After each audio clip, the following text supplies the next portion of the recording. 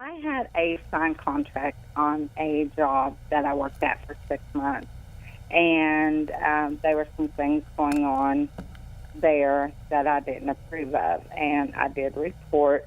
And then 2 months later, we had like this star assessment going on within the job, and where the state came in and did star assessments and stuff. So my question is, during that time, I had gotten fired and for gross misconduct, and they said it's because I left the children unattended during the eating of the lunch. But I was a floater. I got up and did things as a direct order by the teacher and by the other staff. If they needed something, I relieved them from their breaks and stuff. So is that fair that I got? Ruby, how long ago was that? January 8th is when I was terminated. January 8th of this year? Mm-hmm. Okay. So, like we've been talking about there, you have a retaliatory discharge potentially. But again, as I said earlier, you know, that burden is on the employee. That's you know, did they discharge her? She said they discharged her for gross negligence, not watching the kids.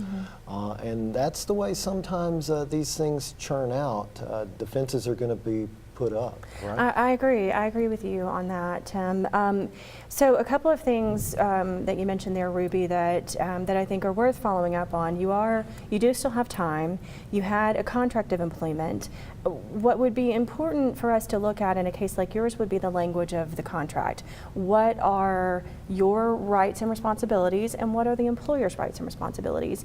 If they terminated you in a way that did not satisfy that contract, then you might very well have a cause of action. Also, irrespective of the contract, if you blew the whistle, so to speak, and it sounds like you had some concerns, you called in a state agency that prompted an investigation, that makes my radar go up just a little bit that you might have some whistleblower status. So even without the contract in place, you might have some retaliatory discharge opportunities to pursue. So I think it's something that you should look into a little further.